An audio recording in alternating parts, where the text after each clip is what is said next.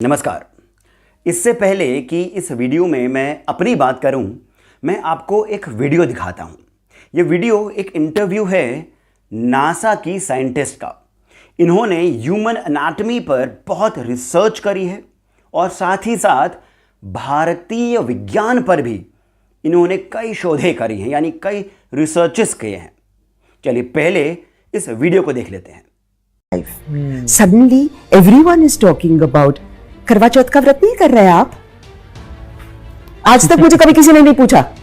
पिछले साल पहली बार मुझे पूछा। Really? How did you react? I said पागल हूं मैं? Isn't it appalling that modern educated women do करवा चौथ, praying for lives of husbands so that they can have some validity in life? Yeah. Because a widow in the Indian context is a horrible situation, isn't it? Yeah. So anything that keeps me away from widowhood. Really? In the 21st century? Exactly. We are talking like this? Yeah. Educated women are doing this? मुझे क्षमा करिएगा, मैं आपको ये तो बताना भूल ही गया था कि इनका एक्टिंग से, बॉलीवुड से और वोक कल्चर से कुछ लेना देना नहीं है। परंतु यहाँ पर इन्हीं की बातों पर यदि मैं ये कहूँ आपको कि ऐसा तो हमारे पुराणों में लिखा है, हमारे सभी धर्मशास्त्रों में ये लिखा है कि जब पत्नी अपने पति के लिए व्रत करती है तो पति की आयु बढ़ जाती है, तो आप इस बात को नहीं मानेंगे। सही बात भी है, इसमें लॉजिक क्या है, इसमें साइंस क्या है। व्रत कोई और करे और उम्र किसी और की बढ़ जाए, ये तो गलत बात हो गई है, ये तो महिला सशक्तिकरण के विरुद्ध है। बात सही है आपकी। आखिर हम लॉजिक तक क्यों पहुंचे? लॉजिक हम तक आए, करेक्ट, सही बात भी है। तो ऐसा करते हैं, मैं आपको एक नहीं बल्कि दो और शोधों के बारे में बताता हूं, यानी रिसर्चेस के बारे में बताता हूं। कदाचित इन रिसर्चेस को बीजेपी ने, आरएसएस ने, बजरंग दल ने, वीएचपी ने, हिंदू वाहिनी ने शायद फंड किया हो। ठीक है, तो मैं आपको इन दोनों इंडिपेंडेंट रिसर्चेस के, इंडिपेंडेंट यानी अलग अलग रिसर्चेस के बारे में बताता हूं। दो साइंटिस्ट हैं, जियाना एंजेलो और मार्क गिल्स्ट। इन दोनों साइंटिस्ट ने एक रिसर्च करी। इस रिसर्च को एक साइंस मैगजीन ने पब्लिश करा। उस रिसर्च पेपर का टाइटल कुछ इस तरीके से था कि starvation protects stem cells and enhances reproductive longevity. अर्थात आपकी प्रजनन करने की जो क्षमता है उसमें वृद्धि होती है, यानी कि वो आप लंबे समय तक कर सकते हैं। ऐसा एक रिसर्च इस साइंस मैगजीन में छपा। अब ये जानते हैं कि इस एक्सपेरिमेंट में क्या हुआ। इस एक्सपेरिमेंट में इन दोनों साइंटिस्ट्स ने सी एलिगेंस पे काम किया। सी एलिगेंस क्या होते हैं? ये एक तरह के निमाटोड होते हैं।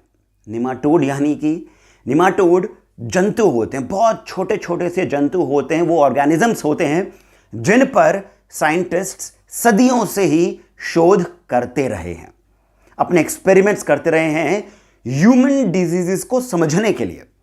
यानी जो जो बीमारियां मनुष्यों में होती हैं उनके ऊपर एक्सपेरिमेंट्स करने के लिए इन सी एलिगेंस पर शोध किया जाता है, रिसर्च किया जाता है, और उसी से ही कई सारी दवाइयां भी बनती हैं। तो इन दोनों साइंटिस्ट ने भी इन सी एलिगेंस नाम के जो जंतु हैं, जो ऑर्गेनिजम्स हैं, बहुत ही छोटे छोटे से, इनके ऊपर एक्सपेरिमेंट किया। एक्सपेरिमेंट में क्या किया? इन्होंने उन्हें भूखा रखा, 12 घंटों तक भूखा रखा, स्टार्वेशन पे छोड़ा। इससे एक बहुत ही मजेदार बात हुई। इससे उन सी एलिगेंस में ARD इंड्यूस हुआ। अभी ARD क्या हुआ? बहुत सारे साइंटिफिक टर्म्स हम लोग डिस्कस कर रहे हैं, पर कोई नहीं, मैं आपको बहुत ही सिंप्लीफाइड तरीके से बताता हूं। ARD का मतलब होता है एडल्ट रिप्रोडक्टिव डायपॉज। डायपॉज का मतलब वो कि वयस्कों में, एडल्ट्स में जो डेवलपमेंट पीक हो जाए, उसको पीक करने की बजाय, यानी उसको अपने नेचुरल प्रोसेस पे चढ़ने की बजाय उसे आप रोक करके, थाम करके लंबे अंतराल तक खींचें। यानी कि ARD वो हुआ जिसमें आपके प्रजनन करने की जो क्षमता है, यदि वो क्षमता मान लीजिए 50 साल तक है, तो ARD होने की वजह से, ARD इंड्यूस आपकी बॉडी में होने की वजह से वो 50 साल का जो आपका अंतराल है वो बढ़ करके अब 70 साल तक हो जाएगा। यानी कि यदि आपकी बॉडी ARD को इंड्यूस करती है तो आप जो रिप्रोडक्टिव आपकी लॉन्जिविटी है, यानी आपकी प्रजनन करने की जो क्षमता है, वो 50 साल तक नहीं होकर के 70 सालों तक हो जाएगी। ये ऐसा शोध और ऐसा रिजल्ट इन दोनों साइंटिस्ट्स ने सी एलिगेंस पर अपना रिसर्च करके पता किया। तो बात समझने वाली यह है कि व्रत करने से, स्टार्वेशन पे खुद को रखने से 12 घंटों तक आपकी जो प्रजनन करने की क्षमता है, रिप्रोडक्टिव लॉन्जिविटी है, वो बढ़ जाती है। तो यदि महिलाओं में जो मेनोपॉज आता है, जिसकी वजह से जो सेक्सुअल अर्ज होती है वो घट जाती है, लगभग समाप्त हो जाती है, वो बढ़ जाती है। और यदि मेनोपॉज आपको हिट करता है 45 साल की एज में या फिर 50 साल की उम्र में, तब वो बढ़ करके शायद 50 से 60 या 70 तक भी पहुंच सकता है। ये पहली रिसर्च की फाइंडिंग रही है। हम बात करते हैं दूसरी रिसर्च की, जो करी गई यूनिवर्सिटी ऑफ ब्रिस्टल के साइंटिस्ट के द्वारा। इस रिसर्च में उन्होंने पुरुष वयस्कों पर काम किया, यानी कि मेल अडल्ट्स पे काम किया। उन्होंने अपनी रिसर्च में यह पाया कि जो पुरुष मैथुनी क्रिया करते हैं, मैथुनी क्रिया शायद आपको समझ में ना आए, सेक्सुअल एक्टिविटी में इन्वॉल्व होते हैं, उनके अंदर मॉर्टैलिटी रिस्क जो होता है वो 50% तक घट जाता है। यानी कि आपकी मृत्यु के जो कारण होते हैं वो करीब करीब 50% तक कम हो जाते हैं, जिससे कि आपकी आयु करीब करीब 3 गुना तक बढ़ सकती है। ऐसा इन यूनिवर्सिटी ऑफ ब्रिस्टल के साइंटिस्ट्स ने अपनी रिसर्च में पाया। अब आगे बढ़ने से पहले इन दोनों रिसर्चेस की फाइंडिंग्स को एक बार फिर से सरल तरीके से समझ लेते हैं। पहली रिसर्च ने यह बताया कि जब भी आप व्रत करते हैं तो आपके अंदर की जो रिप्रोडक्टिव क्षमता होती है, प्रजनन करने की क्षमता होती है, वो बढ़ जाती है, उसकी आयु बढ़ जाती है। ठीक है। और जो दूसरी रिसर्च है उसने यह पाया कि जब मेल अडल्ट, एक वयस्क पुरुष मैथुनी क्रिया करता है, यानी सेक्सुअल एक्टिविटी करता है, तो उससे भी उसकी उम्र, उसकी आयु बढ़ जाती है। ठीक है। पर बात अभी भी यहां पर अटकती है कि इन दोनों रिसर्चेस और इनकी फाइंडिंग्स का इस बात से क्या कनेक्शन है कि पत्नी को पति के लिए व्रत रखना चाहिए जिससे कि पति की आयु बढ़ जाए। इस बात को समझने के लिए चलिए चलते हैं वापस भारत की ओर।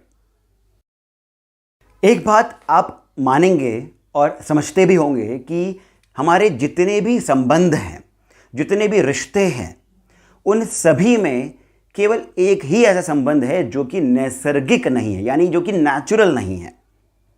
माता पिता, भाई बहन, यानी कि मित्र का संबंध भी नेचुरल संबंध है, क्योंकि उसमें भी लेन देन होता है, वो एक नेचुरल संबंध है। परंतु एक ऐसा संबंध है जो कि नैसर्गिक नहीं है, परंतु फिर भी हमारे पूर्वजों ने उसकी वैल्यू को समझा, उसका नेचर के साथ में जो रिलेशनशिप है उसको भी समझा, और वो संबंध, वो सूत्र है विवाह का, वैवाहिक सूत्र, पति पत्नी का सूत्र। समाज में दो अलग अलग जेंडर के व्यक्तियों का साथ में रहने का, जीवन भर एक ही पार्टनर को रखने का जो सूत्र है, इसके बारे में हमारे पूर्वजों ने, हमारे ऋषियों ने बहुत अनुसंधान किया और इसे समाज का एक बहुत ही इंपॉर्टेंट हिस्सा बनाया। विवाह को सामाजिक व्यवस्था का एक बहुत ही इंपॉर्टेंट पहलू, एक बहुत ही इंपॉर्टेंट हिस्सा बनाने के पीछे बहुत बड़ा कारण यह है कि जो पत्नी है उसका संबंध, शारीरिक संबंध केवल एक ही पुरुष से हो, उसके पति से। और यही बात पति पर भी लागू होती है कि उसका भी जो शारीरिक संबंध हो वो भी केवल एक ही स्त्री से हो, उस ही की पत्नी से। यहीं पर हम अपनी रिसर्च को लेकर के आते हैं। जब एक पत्नी अपने पति के लिए व्रत करती है, इससे उस पत्नी के अंदर जो रिप्रोडक्टिव लॉन्जिविटी है, एडल्ट रिप्रोडक्टिव डायपॉज है, जो इंड्यूस होता है, उससे उसकी रिप्रोडक्टिव लॉन्जेविटी बढ़ जाती है, यानी प्रजनन करने की जो क्षमता है वो बढ़ जाती है कई और वर्षों के लिए। अब इसको सेटिस्फाई करने के लिए वो जो शारीरिक संबंध बनाएगी वो केवल अपने पति से बनाएगी। ये पहले रिसर्च से निकल कर आता है। अब जो दूसरी रिसर्च है वो ये कहती है जब पति भी अपनी पत्नी से ही, केवल अपनी पत्नी से ही शारीरिक संबंध बनाता है और जब पत्नी का जो मेनोपॉज है वो जब ऑनसेट हो वो डिले हो जाता है और जो उसकी रिप्रोडक्टिव लॉन्जेविटी है वो बढ़ जाती है, तो इससे पुरुष का भी जो शारीरिक संबंध है वो अपनी पत्नी के साथ में लंबे समय तक चल सकता है, जिससे कि पति की भी उम्र लंबी होगी। ये बहुत ही सिंपल, सटल और फिर भी गहरी बात है। भारत में कई सारे ऐसे व्रत आते हैं वर्ष भर में जो कि स्त्रियों के लिए होते हैं, जहां पर स्त्रियां अपने पतियों के लिए व्रत रखती हैं। ये केवल करवा चौथ के व्रत तक ही सीमित नहीं है। ऐसे ही एक और व्रत आता है वट सावित्री का, और उसी तरह वर्ष भर में कई सारे और व्रत आते हैं, कई सारे त्यौहार आते हैं जहां पर कि स्त्री पुरुष मिलकर के व्रत रखते हैं। परंतु आप ये देखेंगे कि जो हमारी सामाजिक व्यवस्था है उसके अंदर महिलाएं अधिकतर व्रत रखती हैं पुरुषों के मुकाबले। इसका अर्थ क्या है? अर्थ यह है कि जो हमारे ऋषि मुनि हैं, हमारे जो पूर्वज हैं, उन्होंने केवल अंतरिक्ष को ही नहीं जाना, कि चंद्रमा को, नवग्रहों को ही नहीं पहचाना, उन्होंने मानव शरीर को भी बहुत गहराई से समझा और साथ ही साथ साइकोलॉजी को भी बहुत ही गहराई के साथ में समझ करके, बहुत ही सरलता के साथ में त्योहारों के माध्यम से, कथाओं के माध्यम से समाज के लिए रखा। मानेंगे ना, भारत बहुत ही कमाल का देश है, अद्भुत है। यहां की एक एक बात, एक एक व्रत, एक एक त्योहार, एक एक उत्सव केवल एक ही पहलू के लिए नहीं है। यहां पर कई सारे पहलू काम करते हैं। और एक और बात मैं आपको बताता हूं कि ये जो विवाह का जो संबंध है, ये केवल सेक्सुअल एक्टिविटी या फिर सेक्सुअल अर्ज को सेटिस्फाई करने के लिए ही नहीं है। कामसूत्र जो है उसके अंदर केवल ये नहीं बताया गया है कि किस तरीके से आप अपने पार्टनर को सेटिस्फाई करें, उसके अंदर आध्यात्म की भी बात करी गई है।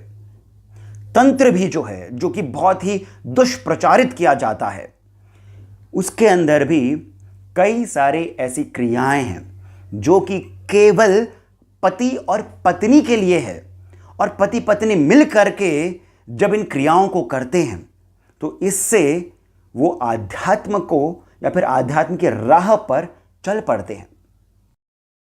एक बात मैं कई सारी वीडियोस में बोलता हूं कि भारत को यदि समझना है, भारत की संस्कृति को, यहां के इतिहास को यदि समझना है, तो आध्यात्म को समझना होगा, क्योंकि भारत के कण कण में आध्यात्म ही है।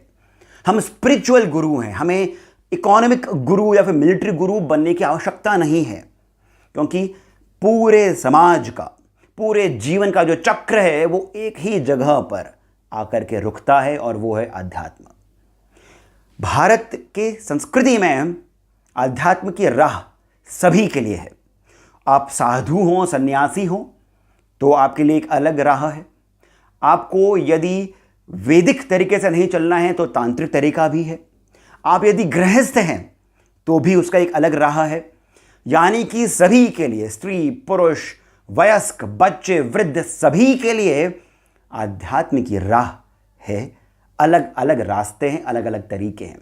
केवल बात यह है कि आपको उसे समझना है और भारतीय पद्धतियों को और गहराई से जानना है। और यदि जानने का समय नहीं है तो कम से कम आप उसको फॉलो ही कर लीजिए, ताकि इस तरह के जो नासा के साइंटिस्ट्स हैं इनकी बातों में आप न आए, और जितना हो सके इन सभी बातों को आप फैलाएं। भारतीय संस्कृति अद्भुत है, अनुपम है, सनातन है। अब यहां पर कुछ प्रश्न आप लोगों के मन में आ सकते हैं।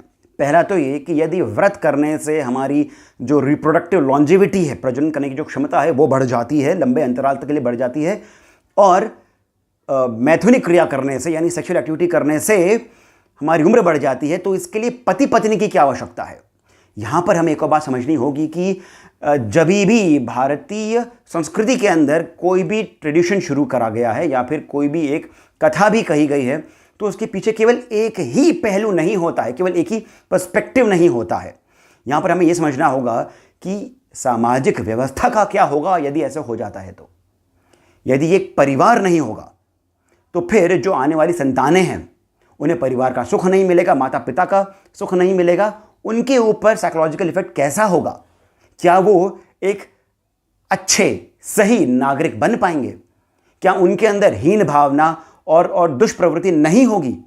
ये समझने वाली बात है। इस ही के लिए पति पत्नी का संबंध एक परिवार को बनाने के लिए बनाया गया है और इसीलिए सनातन धर्म के अंदर अडल्ट्री का कोई कॉन्सेप्ट नहीं है। ये बात बहुत सटल है और समझने वाली है। ये बात मैं पहले भी कह चुका हूं कि केवल एक ही पहलू नहीं होता है किसी भी साइंटिफिक एक्सप्लोरेशन का, एक्सपेरिमेंट का या फिर डिस्कवरी का। बहुत सारे और गहरे पहलू होते हैं। इस वीडियो में मैंने एक ही पहलू आपको बताया है। अब यहां पर दूसरा क्वेश्चन ये आता है कि यदि व्रत ही करना है तो फिर साल भर में कितने सारे और दिन आते हैं, तो फिर करवा चौथ का ही व्रत क्यों? ये बात भी मैं आपको पहले बता चुका हूं कि केवल करवा चौथ का ही व्रत नहीं होता है महिलाओं के लिए, और भी कई सारे व्रत होते हैं जैसे कि वट सावित्री। अब यहां पर एक और बात समझनी होगी कि किसी भी बात को रखने के लिए हम कथा का प्रयोग करते हैं समझाने के लिए, वैसे ही हम किसी भी बात को समाज के अंदर फैलाने के लिए, उसे सामाजिक एक अप्रूवल दिलाने के लिए एक दिन मार्क किया जाता है, जैसे कि वर्ल्ड हार्ट्स डे है या फिर 26 जनवरी है या फिर दशहरा है। रावण तो सदियों पहले मर गया था। 26 जनवरी यानी जब कॉन्स्टिट्यूशन मनाते हैं वो तो बहुत सालों पहले बन गया था। तो फिर हम हर साल वो दिवस क्यों मनाते हैं?